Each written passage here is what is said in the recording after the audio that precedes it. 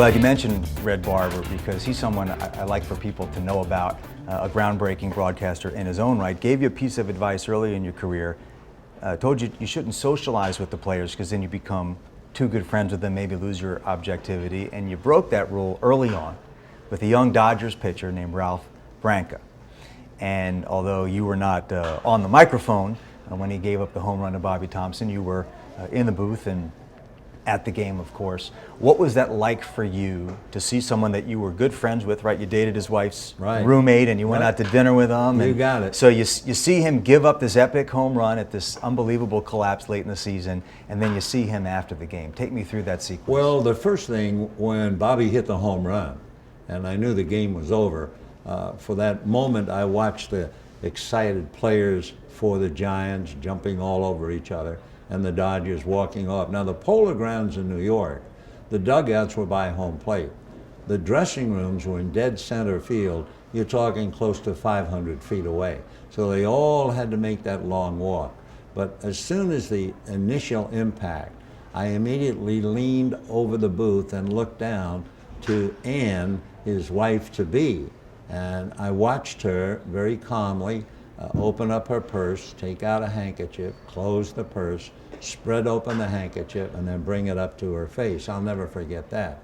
And then by the time we were off the air, I then leave the press box, I go downstairs, and now I walk the 500 feet on the ground to the dressing room. And as I walked in the door to go up the steps, there's my pal, Ralph Branca, and he is stretched out face down on the steps. And I have to actually step over him to go upstairs into where the training room and the lockers were. And that was really painful. But I knew that you couldn't say hang in there, you know, you just let it go. And the one blessing for him, he was going to be married shortly thereafter, and then they went away on their honeymoon. Later on, Ralph, Ann, and I went around the world together. And it's funny because I just called him today. I didn't think his name would come up, but I actually called him today. How's he doing? Oh, he's fine. Yeah, he's fine. He's a couple of years older than I am, and a very delightful guy who I really and truly think came out of the situation like a giant. Yes. Obviously, no question. To be a Dodger and be a giant, but I mean that because he withstood so much criticism, so much pain.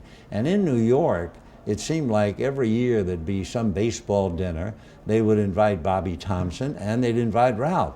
And of course, Bobby was hailed the hero and Ralph was the guy who made the pitch. And yet he never complained, he never whimpered, and he had plenty of rights to, because years later, the Wall Street Journal had a big article how the Giants were stealing signs, and that's how it happened. So I would just say I think Ralph carried his cross better than most and came out even bigger than life than he is.